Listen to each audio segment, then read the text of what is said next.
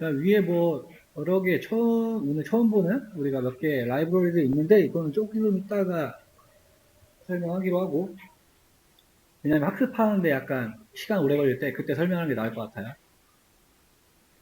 오늘은 사이키널 내장 데이터셋, 뭐 브레스트 캔서니까 유방암 관련 데이터셋이죠. 네.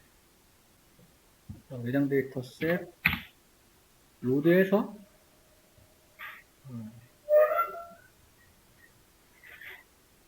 헤드로 세 줄을 찍어보도록 하겠습니다.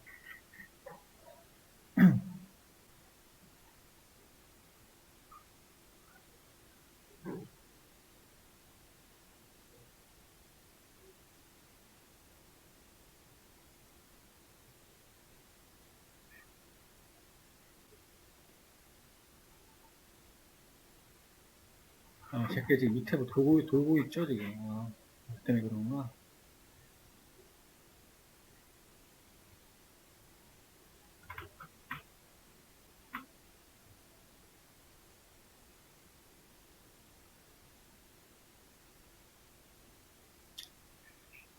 로드 세 줄 찍어보면은 피처가 지금 뭐 30개나 되죠? 상급하기 30이니까. 아마 설정 안 해놓으면은 이런 거는 잘릴 거예요, 오른쪽 거는. 네, 일단은 뭐 여러 가지 수치형 데이터들이 엄청 많이 있다.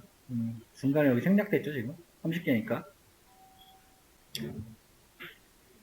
캔슬하는 변수에다가 담아가지고 데이터 프레임을 한번 찍어봤고, 그 다음에 지금 여기서 로지스틱이랑 K이웃 나오는데, 로지스틱 회귀는 우리 저번에 설명했으니까 K이웃부터 보도록 하겠습니다. 어디 갔어?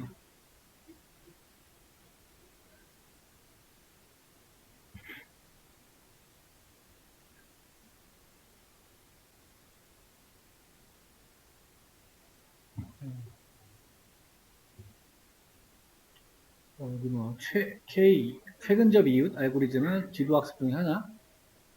그래서 해당 데이터와 가장 가까이 있는 데이터. 거리 말하는 거예요, 거리. 우리 저번에 제가 엠니스트 데이터셋이나 북극 데이터셋 3차원으로 우리 시각화해서 한번 통찰을 해봤었죠. 어떤 데이터와 데이터 사이에 거리가 존재한다. 그래서 그 거리를 계산할 수 있고. 그래서 어떻게든 K개의 데이터를 확인해서 보시면 뭐 세모도 있고 동그라미도 있고 이런 식으로 구성이 되어 있어요. 지금 물음표가 있는데 여기에 뭐가 들어갈 거냐. 네. 굉장히 직관적이고 간단하지만 이게 단순히 주변에 가까이 있는 게 뭔지 아니면 주변에 가깝고 많이 있는 것이 뭔지 판별을 좀 해야 되겠죠. 얘는 지금 여기에 하나가 이렇게 있잖아요. 이 원은 지금 이렇게 돼 있고 여기에는 세 개가 있고 얘는 여기 하나 있는데 이제 여러 문제들이 있는. 그래서 K가 1일 때는 파란 동그라미로 판단하겠죠. 그렇죠? K가 4일 때는 세모라고 판단할 것이다. 그래서 우리 K 상수가 뭘 의미하는지를 지금 말하고 있는 거예요.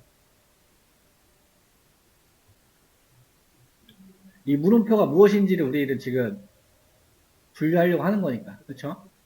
근데 가장 가까이 있는 건 얘잖아요. 동그라미, 파란색 동그라미. 근데 4개로 지정을 하면은 여기 3개가 들어있다 보니까 얘는 세모라고 판단을 할 것이다. 그래서 얘는 뭐 보시다시피 데이터 기반이고 거리로, 점으로 특성 파악이 가능하다. 그래서 뭐 데이터의 분포 같은 경우 신경 쓰지 않겠죠. 저렇게 이제 가까이 있는지 없는지 거리를 보고 판단하기 때문에. 똑같이 회귀, 분류 문제에 적용 가능하고 회귀 같은 경우에는 평균값을 분류에는 많은 거 저번에도 설명드렸었죠. 왜냐하면 얘는 리니어 선에 가까워야 되니까 회귀는 분류는 당연히 카운트가 많이 되는 걸 선택을 해야 되겠죠. 네. 그래서 저거는 반복되는 개념들. 그래서 가까운 이웃이 어려울 경우에는 어떠냐 거리의 가중치, 웨이트를 주는 방법. 단독 1등이 나올 때까지 K를 줄인다. 데이터가 균일하지 않다 이런 거는 이제 어떤 라벨별로 데이터 개수가 너무 차이가 난다거나 이럴 때는 컷오프를 조절해서 적은 라벨 데이터에는 어떤 가중치를 부여할 수 있다. 이렇게 되겠네요. 그래서 적절히 크로스 베리에이션 같이 도대체 값을 뭘로 줘야 되냐, 네, 몇으로 줘야 되냐, K를. 근데 이제 접근하는 방법이 좀 있다고 하네요. K가 낮다. 아까 1이었잖아요. 그러면 적은 이웃으로 판단하니까 그냥 근처에 있는 거는 죄다 그냥 얘가 판단할 거잖아요. 그러니까 피팅이죠. 오버피팅이 될 가능성이 있다. K가 높다라고 하는 거는 되게 큰 범위 내에서 걔를 분류하기 때문에 뭔가 좀 일반화될 수가 있겠죠. 한 100개인데 아까 또그라 100개인데 20개가 있었어. 근데 이런 것도 이렇게 분류해버리면 일반화가 될 수가 있겠죠. 그래서 K 값을 1부터 증가시켜가면서 분류해보고 오류를 계산한다. 그래서 가장 오류가 적은 K 값을 선택한다. 이런 알고리즘 같은 경우에는 이제 데이터 과학자가 조금 지켜보면서 좀 계속 상수로 바꿔가면서 해야 될 필요가 있겠죠. 그래서 거리를 구하는 기법들은 이렇게 이제 많이 있어요. 근데 이거는 나중에 우리 벡터 다룰 때 뎁스 깊게 들어가기로 하고, 뭐 유클리디안, 맨해튼, 코사인 디스턴스, 해밍 디스턴스 이런 알고리즘들이 있다. 근데 요즘에는 가장 뜨는 거 코사인 디스턴스가 가장 좀 좋은 것 같아요. 벡터에서 측정을 할 때는. 나중에 다뤄보겠지만 네. 거리와 거리 사이의 각도 세타를 계산해가지고 그 외에도 이런 거리를 구하는 알고리즘들이 있다. 장단점 그쵸. 되게 직관적이죠. 시각화가 되니까 2차원으로도 바로 판단을 할 수 있기 때문에 사전학습 필요 없고 분포 상관없다고 아까 나왔었고 데이터가 많을 경우에 정확도가 향상된다. 뭐 이거는 일반적인 얘기니까. 단점일 경우에는 데이터가 많을 경우 연산량이 증가한다. 왜냐하면 지금 KU 계산 때문에 그렇죠. 아까 1부터 증가시킨다고 했었으니까 연산량이 많을 것이다. 차원 축소 등으로 계산량 감소. 차원 축소는 이제 뭐 3차원을 나중에 2차원이나 1차원으로 플래튼 시키는 걸 말하는 거예요. 인덱싱으로 탐색 속도를 향상. 그다음에 차원의 저주. 차원을 차원을 줄일수록 어떤 데이터의 그 특징을 잃는다는 게 조금씩 잃어버린다는 게 이제 차원의 저주라고 말을 하는데 이것도 후에 차원 우리 다룰 때 차원 축소할 때 솔직히 다뤄보기로 하고 지금은 이제 이것만 기억하시면 돼요. 이거랑 이 K 상수가 뭘 의미하는지 그래서 로지스트 회기 로지스트 회기 우리 리마인드 해보면 이진분류 그렇죠? 이진분류였고 시그모이드 함수를 사용했었고 그렇죠? 그래서 모델 만들어 놓고 지금 n 값을 지금 8로 일단 설정을 했죠.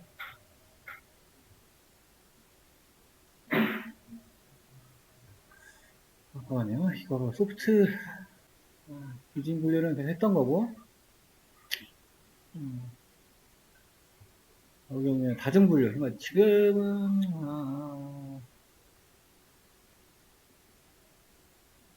지금 이진 분류니까 그래도 그냥 아무리 설명하는 게 낫겠네요. 네.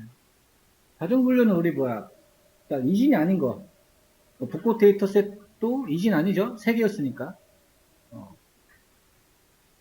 그다음 엠리스트 같은 거 0에서 9까지 10개니까 다중 분류 문제잖아요. 네. 여기서 뭐 시그모이드를 썼다 이거 나온 거고 그런데 이제 시그모이드를 적용을 하면 그렇죠. 우리가 시그모이드의 오일러 상수가 크면은 1에 수렴하는 거고 작으면은 이제 0으로 수렴을 하는 건데 이렇게 시그모이드를 적용하면 합계가 확률이 1이 나와야 되는데 그러니까 100 이렇게 되면은 지금 얼마예요? 1.3에서 1.7이 돼버렸잖아요. 그렇죠. 왜냐면은 두 개가 아니니까 가족 문제에서는 이런 문제가 생긴다. 그래서 이럴 때 쓰는 것이 정답지의 확률 합을 1로 만드는 것이 소프트맥스 함수다. 그래서 이러한 분석하는 방법을 소프트맥스 회귀라고 한다. 그래서 얘가 이제 소프트맥스 함수가 밑에가 되겠고 비용 함수 저번 시간에 언급했던 거 크로스 엔트로피를 사용한다.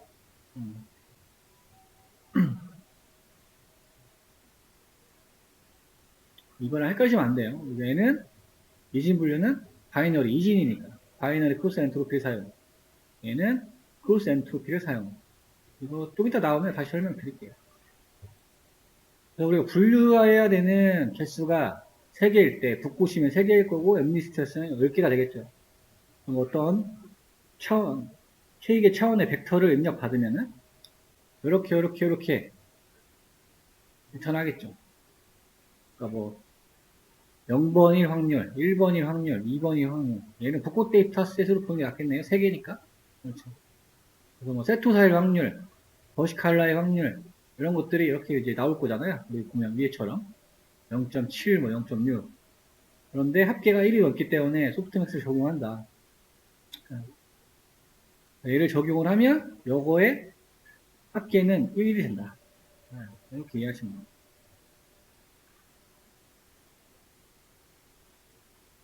그 밑에 뭐 코스엔트로피 기용함수 하는 거예요. 코스트 얘기하는 거고 J는 이제 그 원소 데이터 개수가 되겠죠. 1부터 데이터 개수만큼 여기에다가 밑에 지수가 이제 뭐 J가 되니까 2가 될 수도 있고 3이 될 수도 있고 4가 될 수도 있고 로그 취해주면은 이제 0에 가까워지겠죠. 그래서 위의 공식에서는 0.5, 0.2, 0.3일 경우에는 3개니까 3회. 그러면 마이너스 로그의 0.5. 그래서 합계는 어떻게는 1로 만드는 것이 소프트맥스 함수다. 예측 벡터 합류는 1이니까 0.5라는 확률값을 1로 맞추면은 나머지 확률값들은 0으로 수렴한다. 이렇게 크로스 엔트로피 인자로 넣는 부분 잠깐 설명드렸었고. 그래서 다시 볼게요. 여기 지금 보팅을 이제 소프트 했죠. 소프트 획기는 아니고 지금 이 내용은 아닌데 설명드렸고 데이터 스플릿 했고 내가 이제 X 데이터 타겟 그래서 피팅 해가지고 어큐러시 찍었더니 보팅으로 했을 때 보팅은 투표 얘기하는 거잖아. 투표 그렇죠? 투표 그래서 로지스틱 는 94 KO 분류기는 93.8 비슷비슷하네요. 근데 지금 분류기가 성능이 더 높았죠.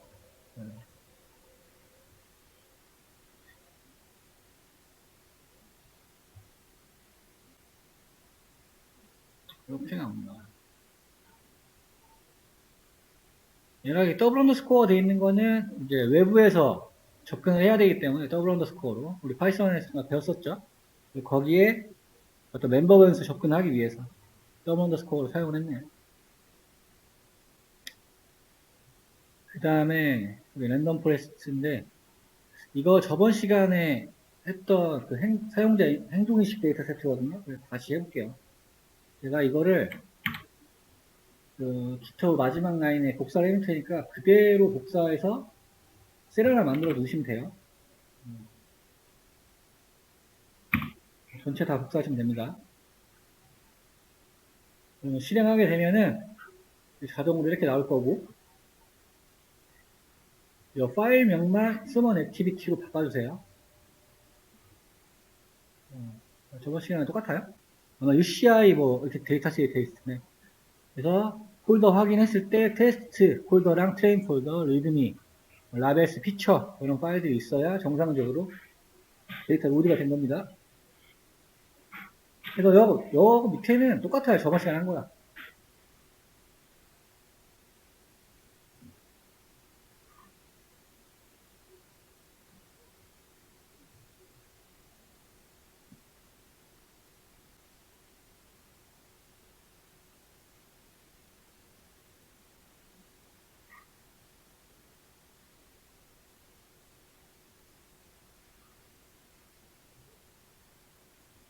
다시 해볼게요. 그래도.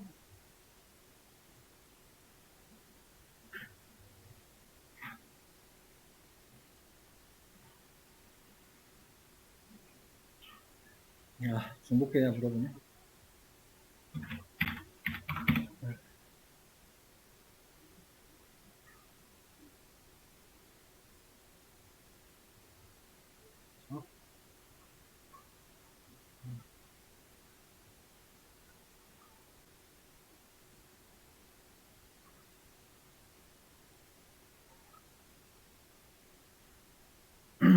저번 시간에 했던 거니까 그냥 요드만 할게요.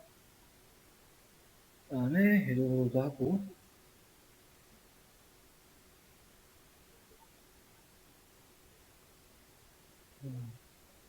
아마 안 바꾸셔도 될 거예요. 요거만 폴더 명만 바꾸면 돼요. 지금 얘는 다운하면 더 돼가지고.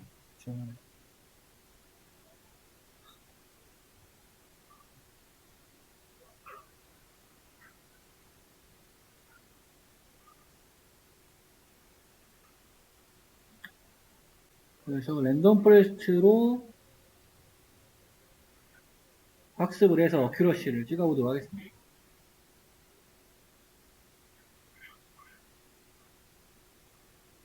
92.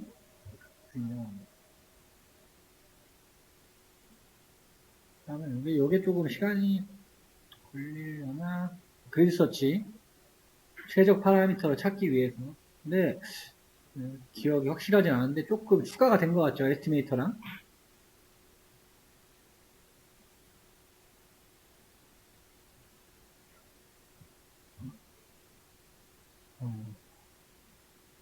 여기에 이제 엔자 옵션도 줘서 CPU 성능 최대로 모든 코어를 사용할 수 있도록 스레딩 처리를 했고, 크로스 밸리데이션은 2.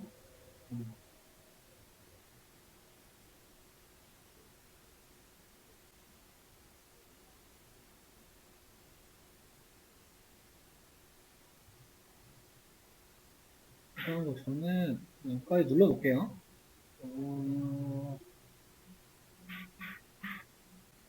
그냥 다 눌러놓죠. 이게 똑같은 거라서.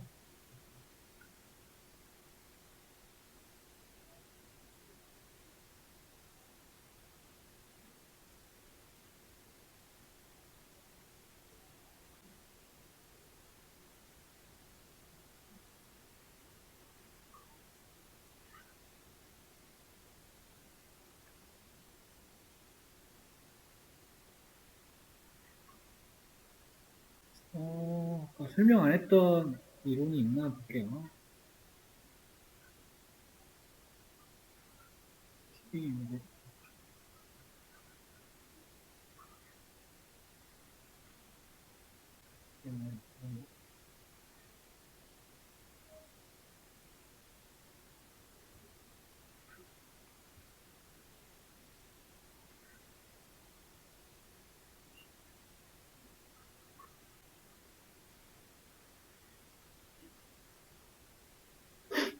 저번 시간에도 랜덤 포레스트였나요? 기억이 잘 안 나요. 너무 막 많은 거를 하다 보니까 이틀밖에 안 되는데 생각이 안 나요. 잠깐 살펴볼게요.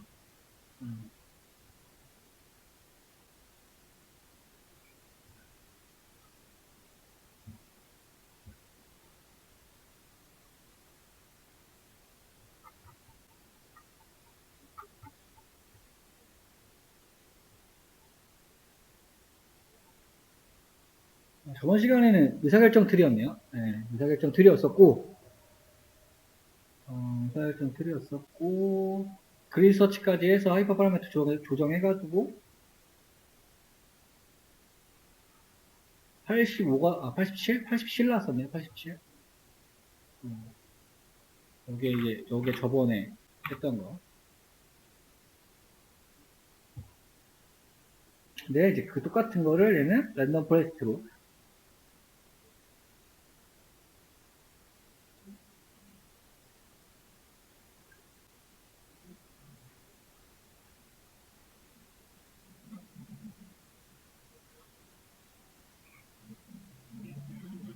근데 저번 시간에 잠깐 언급했었잖아요. 지금 요 데이터셋 같은 경우에는 그 피처들을 추출했을 때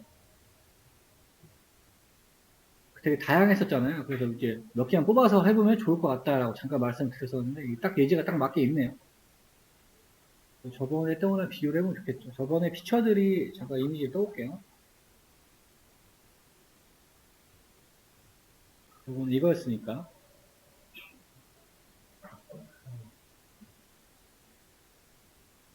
그러니까 물론 여기서 중요한 것만 뽑아서 모델을 피팅할 수도 있겠지만 뭐첫 번째부터 5번까지. 근데 랜덤 포레스트를 하면 이런 피처들도 다 반영이 되는 거죠. 네.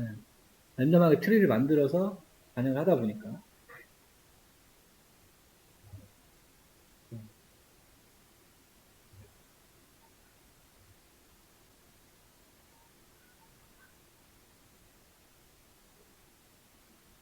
근데 이거는 직접 해봐야지 알겠죠. 추측만 그런 거. 비슷할 것 같기도 하고. 근데 너무 좀 차이가 나다 보니까.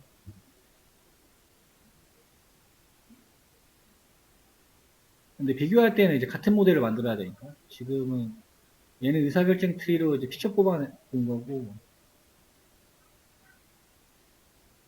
지금 랜덤 포레스트로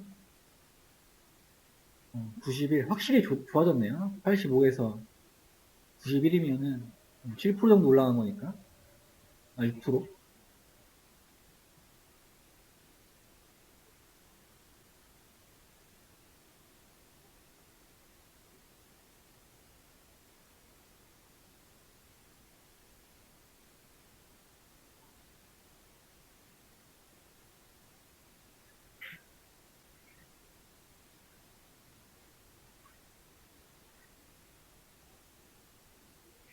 또 91.6.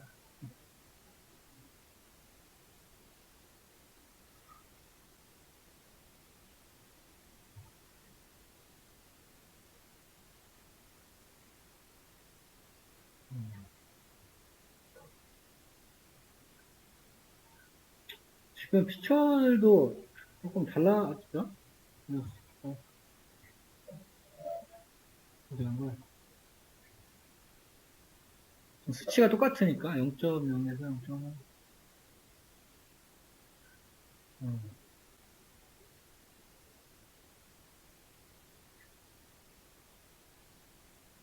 그래서 피처의 중요도도 뽑아봤더니 달라진 것을 확인할 수가 있었네요.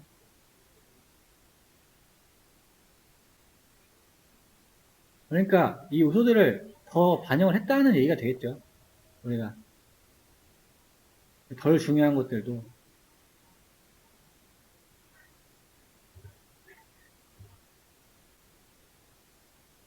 일단 요 예제는 이 정도로 살펴보면 될 것 같고, 그 다음에 XG 부스트가 열어볼게요.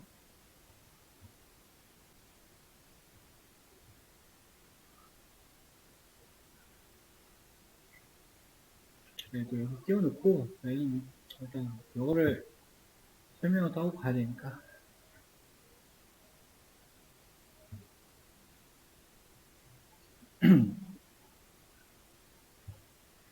부스팅. 다른 포스팅이나 좀 중복되는 부분이 있긴 한데, 여러 개의 의사결정 트리를 조합해서 사용하는 앙상블 기법 중에 하나. 그래서 약한 모형들의 에러, 가중치를 주면서 순차적으로 다음 모델에 반응을 한다. 그러니까 이 말은 즉슨 누적이 된다는 얘기예요. 누적. 할 때마다. 한 번, 두 번, 세 번, 네 번 할 때마다 누적이 된다는 거예요. 학습 횟수라고 한다면, 우리. 요거 했을 때 어떤 에러에 대해서 가중치 주고 또 만들고 여기에 또 가중치 주고 그리고 그래서 이렇게 할게 부스팅을 한다. 이렇게 이해하시면 쉬워요. 근데 딱 봐도 이렇게 되면 어떻게 되겠어? 속도가 다 느릴 것 같고, 그쵸? 근데 정확도는 좀 좋아질 것 같죠? 여기에 이제 부스팅 기법. 그래서 여기 또 이제 XG 부스트라는 게 있어요. 얘는 이제 익스트림 그라디언트 부스트. 요거를 약간 최적화했다는 거죠. 더 극대화해서. 그래서 이제 익스트림이라는 게 붙었고. 그라디언트 부스팅 이제 뭐 맨날 했던 거 경사강으로 부팅하는 건데 얘가 병렬 학습이 되도록 자동으로 구현이 돼 있다. 그래서 그 머신러닝 모델들 성능 비교해보면 거의 탑권에 있어요. 항상 3위 안에 있는 것 같아요. 성능으로만 보면. 이제 그런 성능이 좋다, 안 좋다 이런 것들은 어떤 이제 데이터 분석 과제가 나오면 캐글에 그런 거에 이제 어느 모델을 사용했다 이런 거에 보면은 거의 엑스부트가 탑권에 있습니다. 그래서 보면은 뭐 성능도 좋고 자원도 좋고 왜냐면 일단 병렬 처리를 자동으로 해주니까 그 다음에 분류 회귀 문제를 지원하기 때문에 인기 있게 사용되는 알고리즘이다. XGBoost는 일반 GBM 대비 속도가 빠르다. 병렬 처리 때문에. 그 다음에 자동으로 과적합 규제 기능이 탑재되어 있다. 그래서 분류와 회귀 문제의 성능이 좋다. 일반적으로. 그리고 조기 종료가 있다. 조기 종료. 조기 종료 임자를 설정해주면은 딱 봐도 근데 학습이 좀 걸릴 것 같잖아요. 계속 웨이트를 누적시켜서 진행을 하다 보니까. 그래서 조기 종료 기능이 있다. 조기 종료가 이제 어느 정도 임계값을 걸었으면 자기가 학습하다가 거기에 도달하게 되면 자동으로 피팅이 끝나는 그런 기능이 있고, 커스터마이징이 용이하다. 보면은 굉장히 임자들이 많아요, 지금. XG 부스터의 탭이 여러 가지가 있습니다. 간단히 살펴보면 뭐 일반 파라미터, 부스터 파라미터, 학습 과정 파라미터 뭐 이런 것도 있고, 트리를 쓸 거냐, 뭐 선형을 쓸 거냐 이런 것도 있고, 어떤 부스터에 따라서 파라미터도 다르고, 리니어를 쓸 거냐, 트리를 쓸 거냐 뭐 이런 것도 있고, 엔잡스는 똑같죠? 네, 벌블시티도 똑같고, 우리 에러 로그 보는 거, 그래서 0에서 3까지 있고, 원래는 2까지 있는 것도 있는데 얘는 3까지 있네요. 3까지 하면은 디버거까지 된다.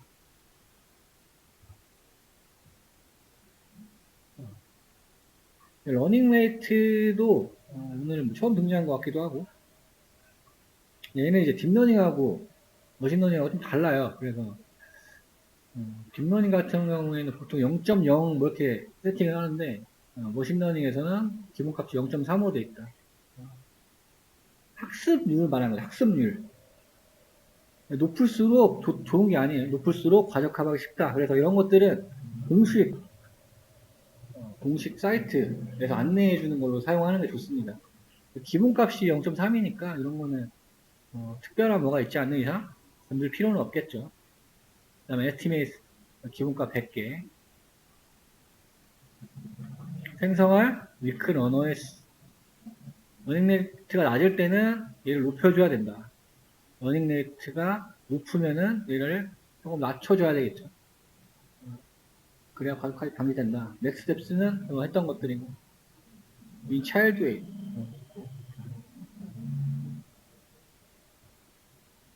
근데 이건 상당히 자주 쓰는 머신러닝 모델이다 보니까 여러분들이 사용하실 때 웬만하면 인자 하나하나 다 다뤄보는 것도 좋겠죠. 지금이 다 하는 건 아니니까. 웨이트, 합의 최소를 말한다. 기본값은 1이다. 뭐 감마도 있고 서브샘플도 있고 뭐 되게 많아요. 이거는 일단 뭐 대부분은 기본값으로 사용하는 것도 나쁘지 않고, 근데 내가 조금 더 튜닝을 좀 하고 싶으면 세부적으로 임계값 조절해서 학습해보는 것도 좋겠죠. 근데 이제 학습 자주 시키고 이러면 시간이 본인이 많이 투여를 해야 되니까 약간 그런 부분은 있고, 뭐 예제 나올 것 같으니까 이 정도 살펴보고, 학습 과정에 대한 파라미터. 이건 하이퍼 파라미터가 아니죠. 학습할 때 쓰는 파라미터들이니까. 바이너리, 멀티 이런 것들이 있고, 매트릭도 이렇게 나온다. 이거 랜덤 시드 얘기하는 거고, 이런 건 공식 사이트에 나오는 것들이니까 일단 올려보고,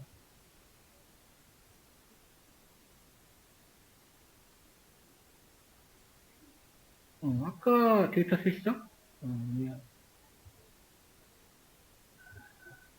이거 제일 위에 있던 거.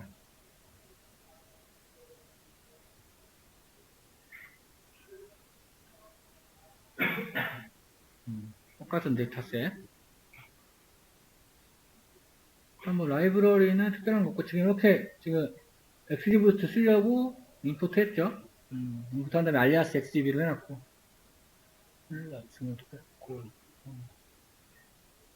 내장 데이터셋 로드 한 다음에, X에다가 데이터 담고, Y에는 타겟. 그래서 헤드 찍어보니까, 지금 보면은 타겟 0. 그러니까 얘도 01, 02 이런 식으로 되겠죠. 01, 02. 0이면 음성. 1이 양. 근데 이거는 일반적인 의학에서 쓰는 데이터셋이고 아닐 수도 있어요. 이거는 사이트 가서 확인해봐야 돼.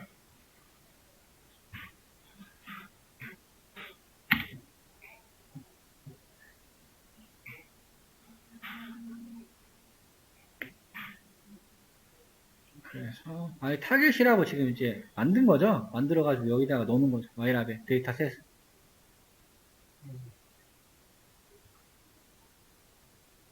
그다음에 뭐 타겟 이름이랑 찍어보면 뭐 이렇게 있네요. 1이 357개, 0이 212개 이렇게 밸류 카운트 찍어서 타겟이.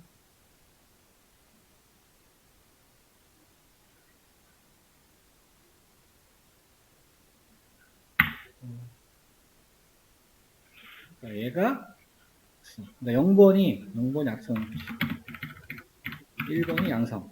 이렇게 해도 이진분류할 수 있는 거죠. 그러니까 뭔가 어떤 데이터를 가지고 어떨 때는 이제 악성, 지금 이게 유방암 데이터셋이니까 악성이냐 양성이냐.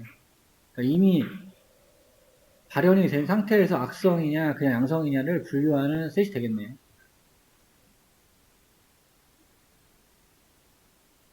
그래서 지역화 해가지고 마이너스 1까지 x도 않고 이것도 매번 하던 거였죠 우리. y라벨에는 그것만 담아야 되니까 타겟만. 그래서 데이터셋을 쪼개서 봤더니 455 보니까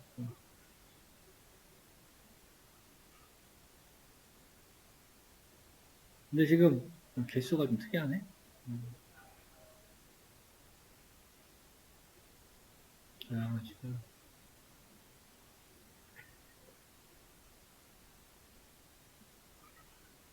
지금 검증색깔이 쪼갰네요. 굳이 이렇게 안 해도 되는데. 그러니까 지금 여기서 스플릿을 한번 하고, 그렇죠. 80, 20으로 한번 하고, 그 트레인셋을 한 번 더 쪼갠 거예요. 이렇게. 얘가 이제 트레인셋의 10% 얘기하는 거죠. 트레인셋의 10%. 트레인셋의 10%를 검증 데이터로 활용. 애초에 분류를 해놨어요. 지금까지 쓰지 않았던 기법인데, 그래서 2번 지금 스플릿을 시킨 겁니다.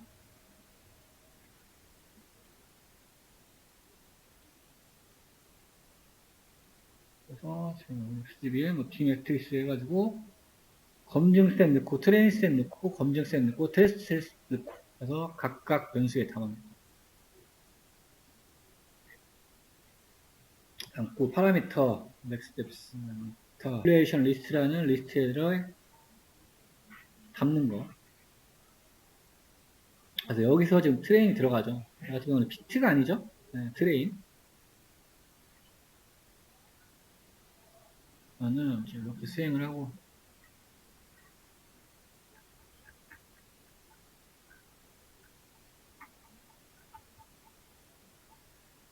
251 근데 뭐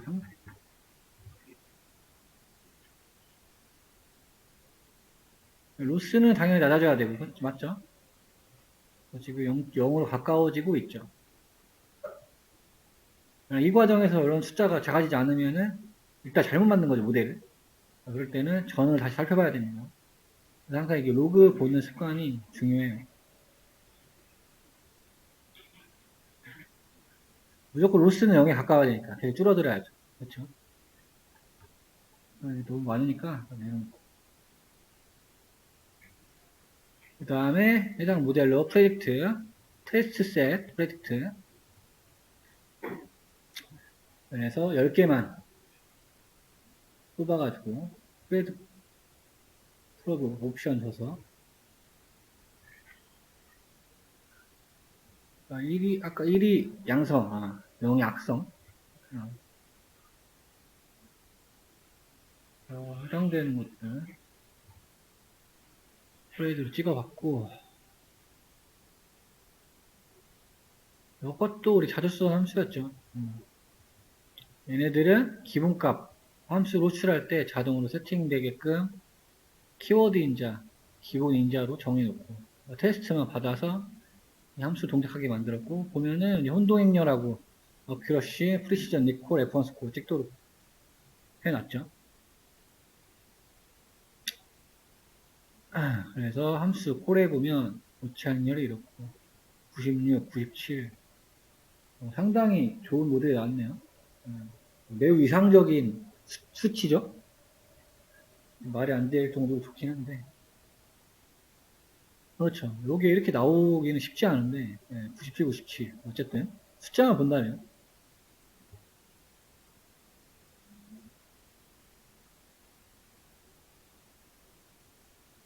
그 다음에 그래프 해보겠습니다.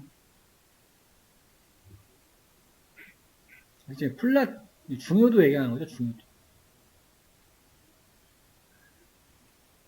피처의 중요도. 그리고 봤더니 에어리어 에러 뭐 이런 것들이 피처의 중요도가 높았다.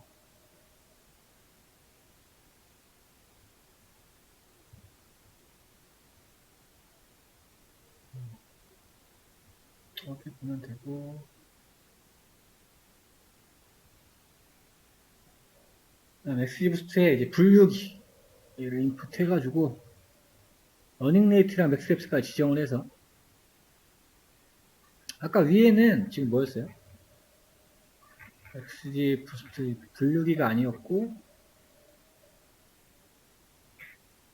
뭐였어? 그래. 이걸로 해서 변환해가지고 피팅한 거죠.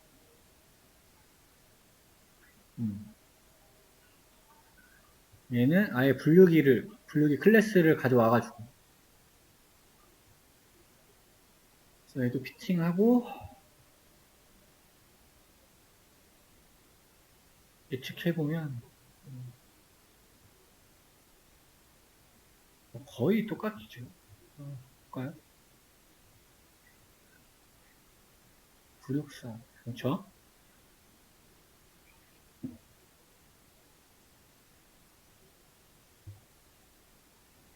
똑같은 부분은 빨리빨리 하고 넘어가죠. 네. 얘는 지금 검증세 얘기하는 거죠. 밸리데이션세. 아까 10%로 쪼갠 거.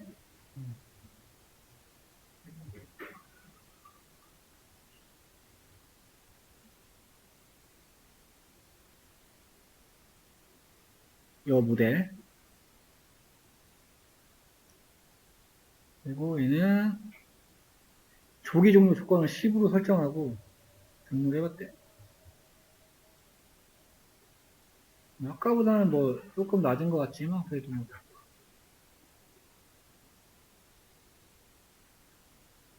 그래도 뽑아보면 이런 식으로 실력이었다.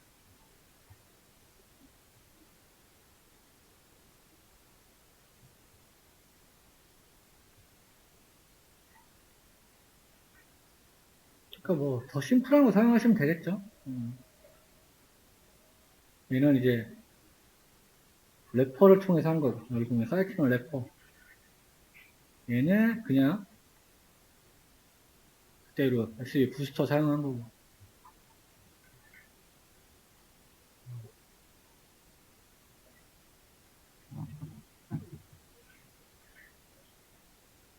이렇게 간단히 살펴봤습니다. 확실히 일단 뭐 데이터셋은 다르긴 하지만 성능이 되게 좋죠. 그러니까 다른 이진 분류도 이걸로 해보면은 좀 차이가 나겠죠. 우리 전에 했던 거 이진 분류. 뭐 붓꽃 데이터셋을 해도 되고 초승달 데이터셋을 해봐도 되고, 일반적으로는 XGBoost가 성능이 좋다. 속도도 빠르고, 그리고 뭔가 처리할 필요가 없었죠. 아까 보면은 뭐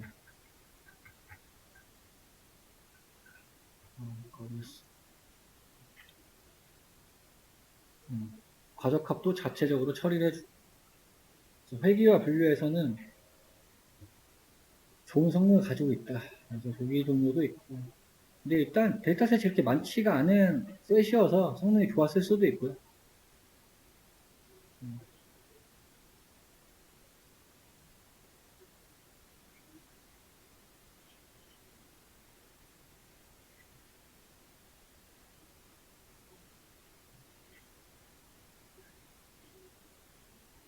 좀 달랐던 부분이야 검증세 안 나왔던 부분 그 부분만 조금 유심히 살펴보시면 될 것 같고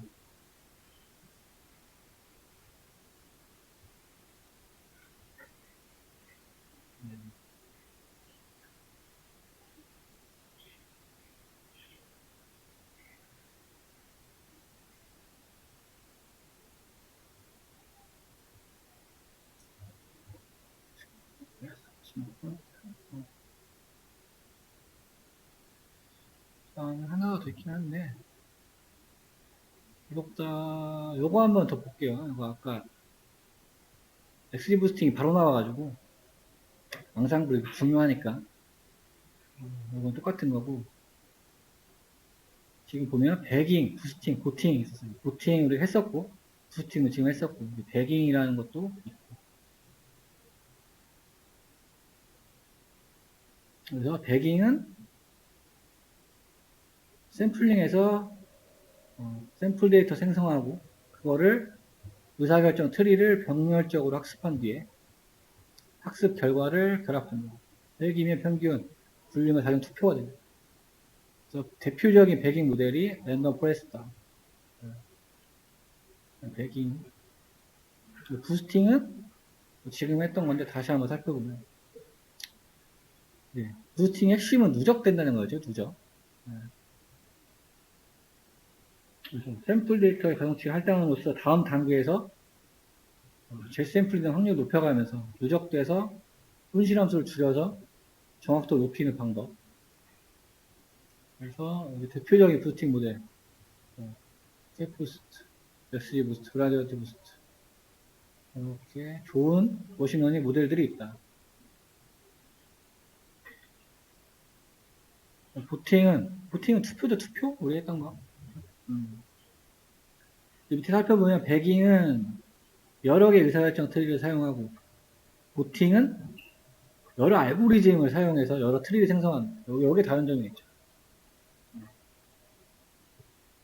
배깅은 동일한 의사결정 트리를 사용하지만 보팅은 다른 알고리즘. 그래서 여러 가지의 트리를 사용한다.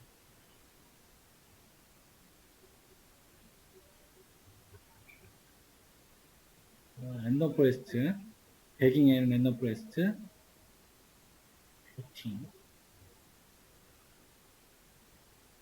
이 정도로 개념, 이제 어느 정도 조금 큰 개념을 정리가 좀 됐어요.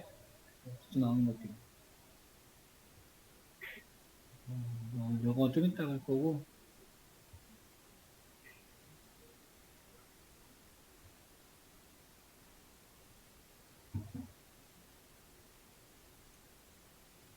이어서 하겠습니다. 그러니까 지금까지 했던 모델하고 다른 점은, 이런 이제 크로스 밸리데이션 없이 이렇게 모델 만들 때, 트레이닝 할 때, 검증 셋을 따로 전달해 줬죠. 여기 이런 게 중요한 부분이에요. 위에서 데이터셋을 우리가 한 번 더 쪼갰고, 검증 셋을 전달을 했다, 모델에. 그게 중요한 부분이고, 하이퍼 파라미터도 전달했죠. 여기서.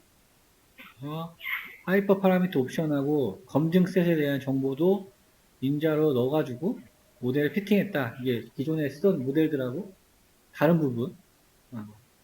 요게 핵심이에요, 핵심.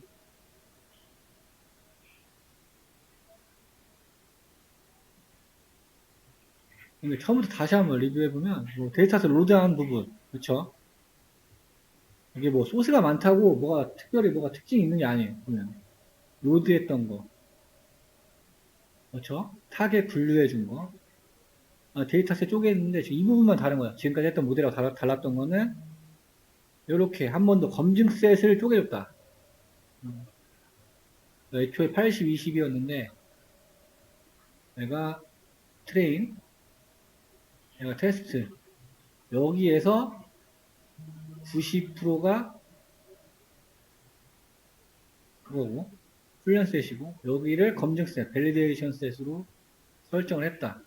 퍼센트 얘기하는 거예요. 얘를 XGBoost 모델 만들 때 인자로 얻었다. 하이퍼 파라미터로. 여기 지금 디발이라는 변수가 이제 그거죠. 검증셋. 그래서 하이퍼 파라미터 정해놓고 그 다음에 리스트 만들어서 하나는 트레인, 하나는 이밸레이션 평가 할 거 적어주고, 여기서 모델 피팅할 때 인자 넣어주고, 조기 종료 조건도 설정해주고, 여기는 넘부스트 라운드는 위에 설정해놨죠. 하이퍼 파라미터죠. 그 다음에 테스트 셋 넣어가지고 프레딕트 한 거. 똑같아요. 이 부분은 그냥 10개만 보고 싶으니까 10개 그냥 리스트로 만들어서 뽑아본 거고. 매트릭, 얘도 똑같죠. 이런 거는 그냥 복사해서 쓰시면 돼요. 나중에 뭐 할 때도 뭐 할 필요가 없어요. 이미 다 알고 있는 거고. 테스트 셋이랑 프레딕트 넣으면은 지표 계산되고. 함수화 시켜놨으니까 여기서 이제 찍어보는 거. 끝난 거.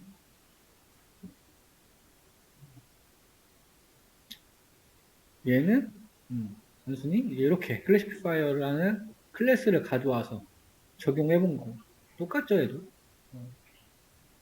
위에 셋은 다 분류해놨으니까 거기 있는 거를 그냥 클래스만 바꿔서 래퍼라는 걸 만들어 놓고 수행은 똑같죠.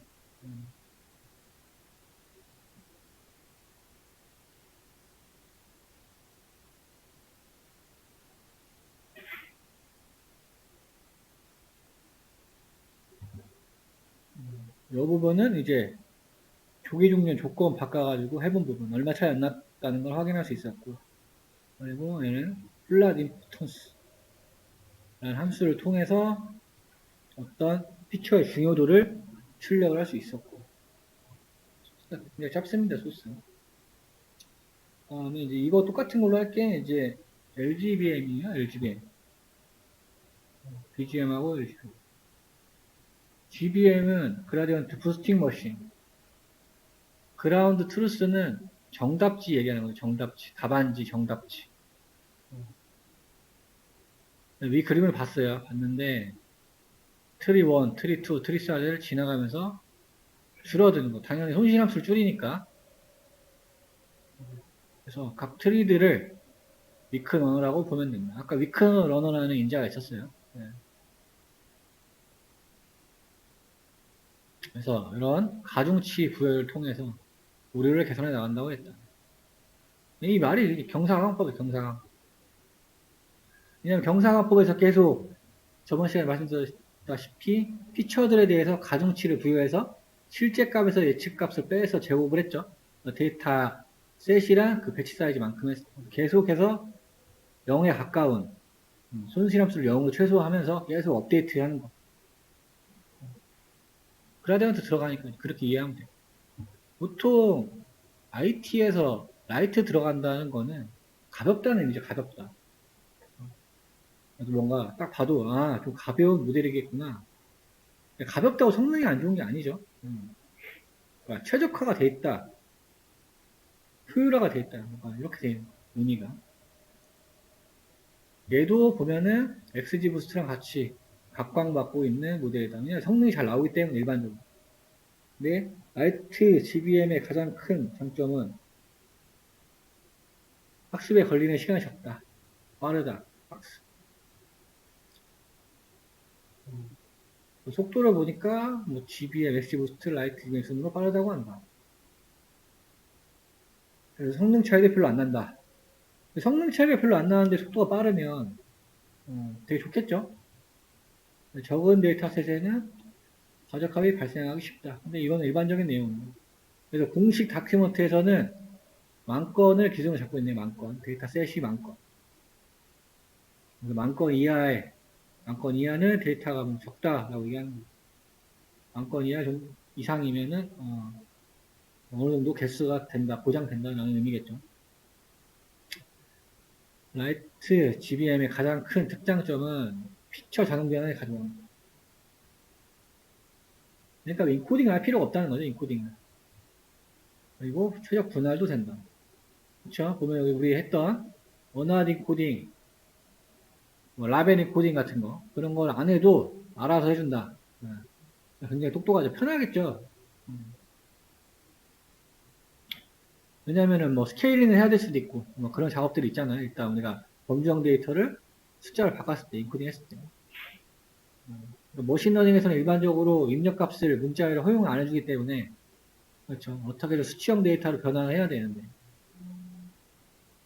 수치형 데이터를 변했다는 게 벡터가 됐다는 얘기죠. 그래서 피처가 너무 많으면 혹시 피처 그러면은 이제 어떻게 해야 될지 막막한데 예를 쓰면은 그런 문제점이 좀 없다. 하이퍼 파라미터 튜닝은 뭐 뒤에 나온다고 합니다. 그 다음에 메모리 사용량이 작다. 이건 장점도 있고. 근데 이제 좀 특이했던 게 분할 방식이죠. 분할 방식. XG 부스트는 이런 방식. 얘는 이제 리프 중심의 분할을 사용한대요. 그러니까 리프는 우리 이거였죠. 이거. 제 밑에 있는 거, 낙엽. 끝에 있는 거, 터미널 로드. 근데 대부분은 이걸 사용하거든요. 균형 트리 분할. 얘는 지금 다르죠. 리프 분할.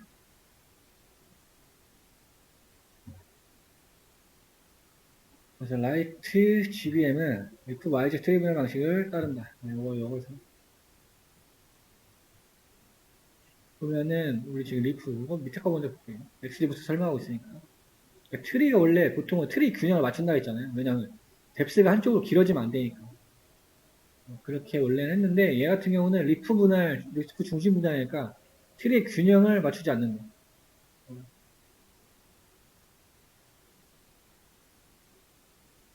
최대 손실값을 가지는 리프 노드를 분할 이런 방식을 사용한다. 비대칭적일 수가 있다. 근데 일반적으로 우리가 썼던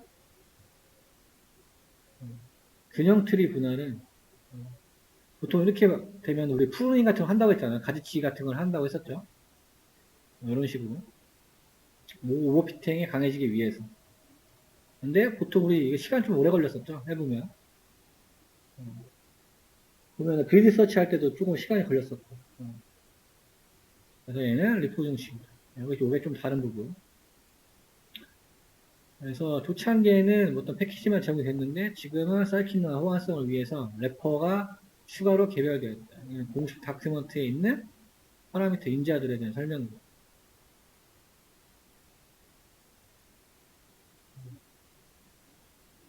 간단히 살펴보면 부스팅 타입, 트리 생성을 어떻게 할 거냐 이렇게 되는 거고 여기 보면 RF 이런 게 이제 랜덤 프레스를 쓴다고 나오죠. 그러니까 이런 식으로 쓰시는 게 기억하기도 좋고 그렇죠. 잘 만들어 놓은 거죠. 얘는 똑똑하게. 너무 리브스 하나의 트리 가질 수 있는 최대 리프 이거 조금 인자 명칭이 다르죠. 맥스 뎁스 얘는 똑같고 그 다음에 에스티메이터 트리 개수 크게 지정할수록 성능이 높아질 수 있으나 너무 크게 지정하면 오버피팅을 유발한다. 이건 당연한 얘기겠죠. 항상 보는 게 오버피팅에 대한 얘기가 너무 많아요. 그 다음에 차일드 샘플. 얘는 최소 샘플스죠. 최소 샘플스. 문자 명칭이 비슷하지만 다른 거를 볼 수가 있죠. 여기 보면은 레그 알파, 레그 람다, L1 정규화, L2 정규화. 이런 옵션들도 들어있네요. 그래서 조정할 수 있는 것 간략하게 세 가지 정도 살펴보면 모델 복잡도를 제어한다. 넘 리브스를 조정한다. 이건 지금 깊이랑 한쪽으로 치우치는 거 얘기하는 거고 그렇죠. 넘 리브스. 그러니까 리브스가 많다는 건 트리 모델에서 분류를 많이 했다는 얘기잖아요. 그렇죠. 위에는 노드가 하나고 계속 두 개씩 늘어나니까 뎁스가 깊어진다는 얘기랑 비슷한 얘기겠죠. 당연히 높이면 정확도가 높아지지만 오버피팅이 될 확률도 있고 모델이 복잡해질 수 있다.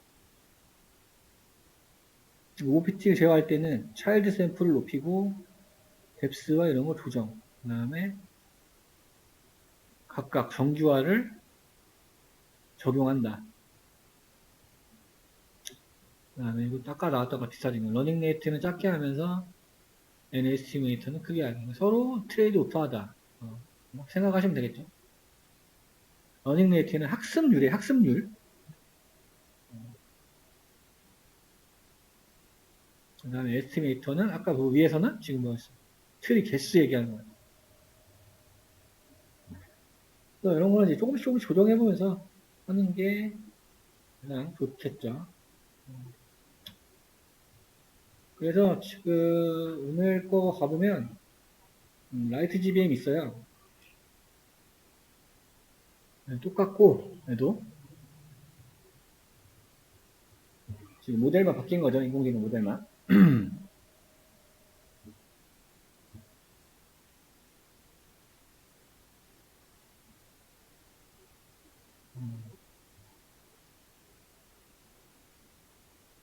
거의 모든 게 똑같고 그렇죠. 좋아요.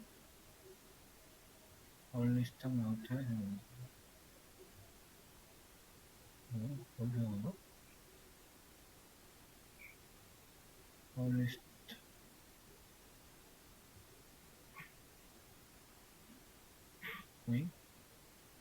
비워볼까요?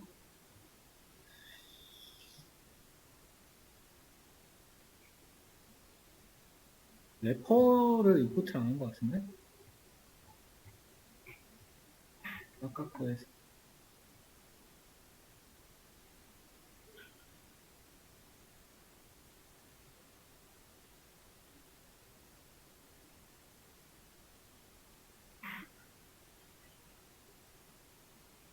음,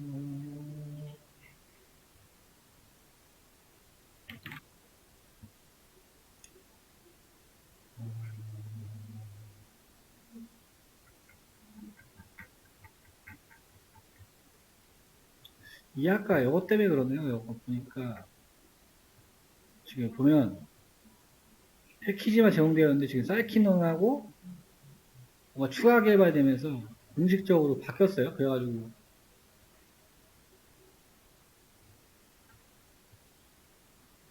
이거 인자 이거 빼버리고 워닝이 떠도 워닝 무시하는 옵션이 있는데 일단 그거는 빼버리고 워닝이 뜨긴 뜨는데 무시해도 돼요.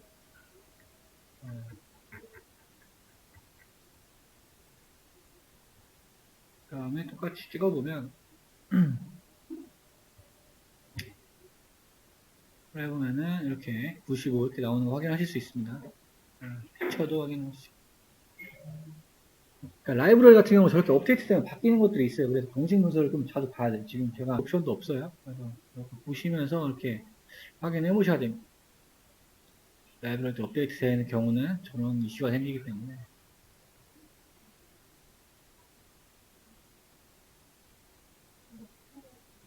아, 내가 프리저 걸어놨구나. 오? 네. 이건 처음인데? 음,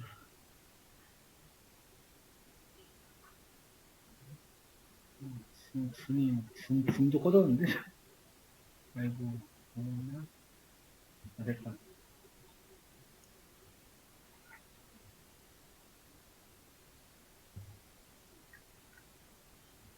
이 두 개의 인자만 알리시면 돼요.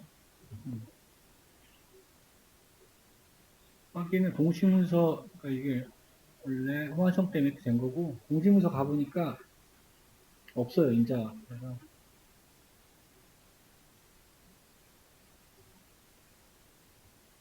어디 갔어? 네, 가보면은 없어요. 원래 스타핑이랑 인자가 벌볼선 옵션이. 그래서 워닝이 뜨긴 뜨는데, 워닝도 무시할 수 있는 옵션이, 볼까요? 워닝?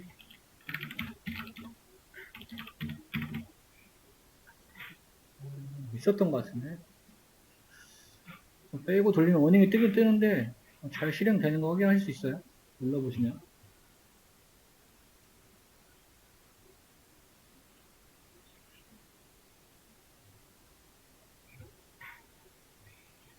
조정 좀 할게요. 좀 꺼져버렸네.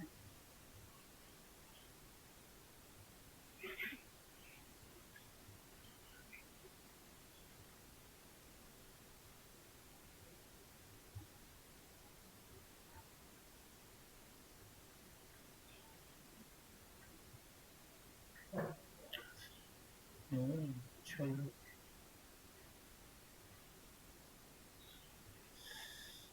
제가 이 데이터로 뭐 한 개 있었던 것 같은데, 좀 찾아볼게요.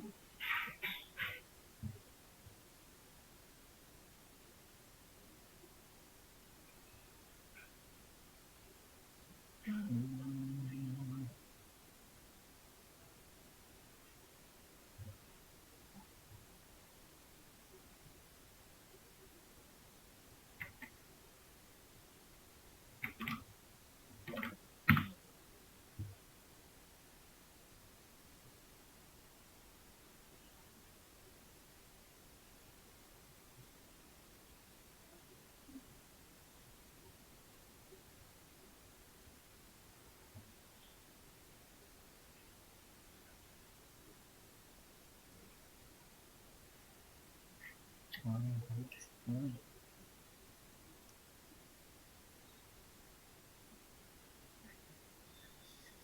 요거를 실습하시면 되겠다.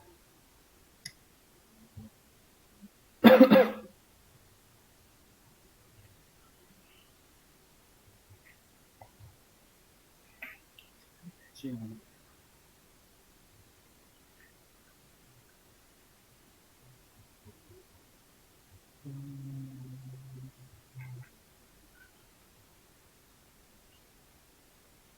일단은 저기 봐. 이찬님 거 리뷰 한번 하고, 다음 저거 한번 할게요. 위스코신 유방암 데이터셋을 통해가지고, 실습해보세요. 실습할 거 알려드릴게요.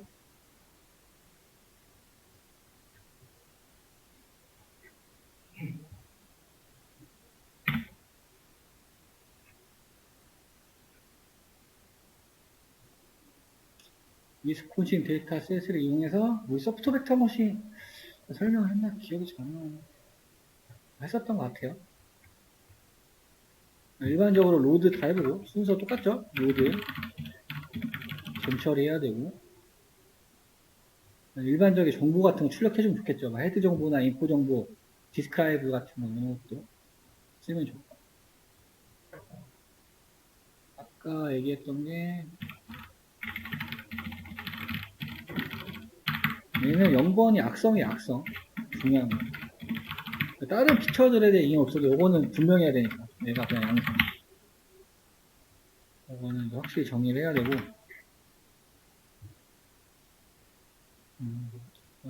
이거 같으면은 이제 잠깐 추가할게요. 시각화할 때는 이런 것 같은 이진부니까 꼭 필요한 그래프가 뭐가 있을까요? 카운트 플랫이나 이런 게 되게 필요하겠죠. 그러니까 0번이 몇 개고 1번이 몇 개고 이런 거를 숫자로 찍는 것도 좋지만 시각화하는 게 되게 좋다. 카운트 플랫 얘는 지금 시본 얘기하는 거예요. 시본의 카운트 플랫을 이용해도 되고 아니면은 플랫 읽고 이용해도 상관없어요.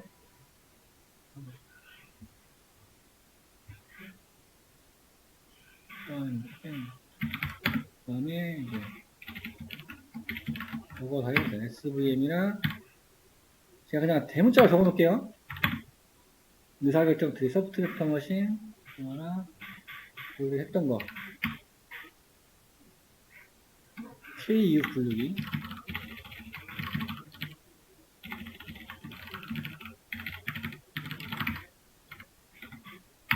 얘랑 로지스틱 얘기. 로지스틱, 그랄. 얘랑 찍어보시고, 랜덤 포레스트도.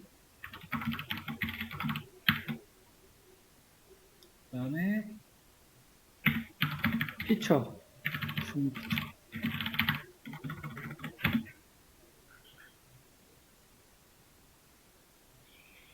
이런 거는, 이런 것도 뭐 그래프 하면 좋겠죠. 이런 것도.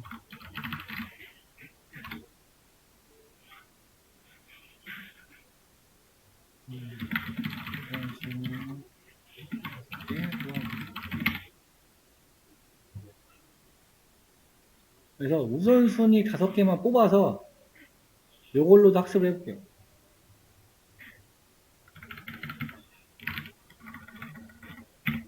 이렇게 하면 좀 자유도가 떨어지니까 우선순위 본인이 생각하는 거 n개 본인이 그래프를 그려보거나 수치를 보면 알겠죠. n개 뽑아서 얘로도 학습해봅니다.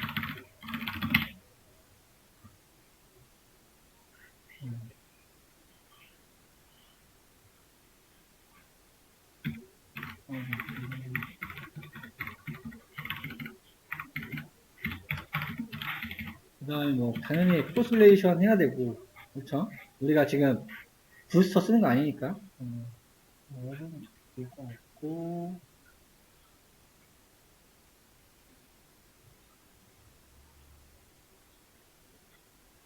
그다음에 좀 전에 배웠다. 얘도 해보고, 음, 스케일러도 사용해서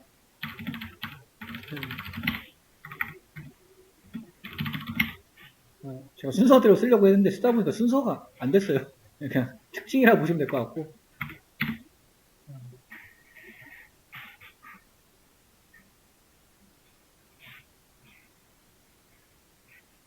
사실 머신러닝은 진짜 우리가 했던 거, 요거는 함수만 콜하면 되잖아요. 이런 거 본인이 스타일이나 해놔서 몇 번 해보다 보면 그냥 자연스럽게 하게 되실 거예요. 그러면 나중에 쓸 때 그냥 거기 있는 거 붙여다가 쓰면은 거기에 내가 테스트 셋이랑 프로젝트만 넣으면은 각 모델별로 뽑을 수가 있잖아요. 그렇죠?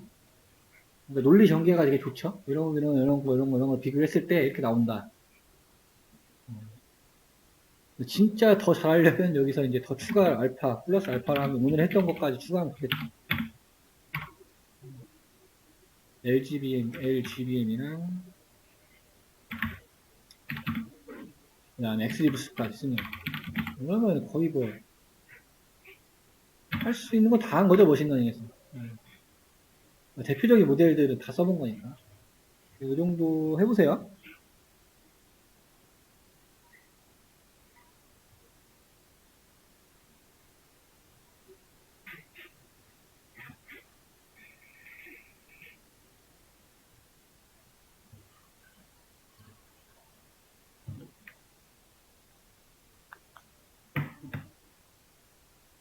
그러니까 요거는 요즘에 뜨고 있는 부스팅 알고리즘이거든요. 캡부스트라고 해서 이것도 한번 이걸로 해봤는데 하이퍼 파라미터 그냥 제대로 안 하고 그냥 기본값만 했는데도 95 정도 나오네요. 얘는 그리서치 넣으면은 더 올라갈 것 같아요.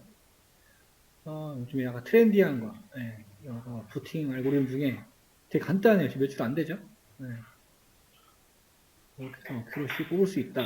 그래서 얘도 마찬가지로 캠퍼스 클래시피어가 있고, 뭐, 회귀도 있고, 예. 나중에는 다뤄보긴 하겠지만 얘는 뭐 책에 있는 건 아니어가지고, 지금 있는 것 중에 뭐 만질 게 없어요, 얘도. 약간 트렌디한 알고리즘이다. 캡퍼스트. 해보시면 되고, 지금 요거랑 다음 시간에 할 거, 과제랑, 공부해서 제출해주세요. 요거는 하셔야 돼요. 딴 건 못해도. 이런 것들이야 지금 다 복습하는 것들이고, 그렇죠.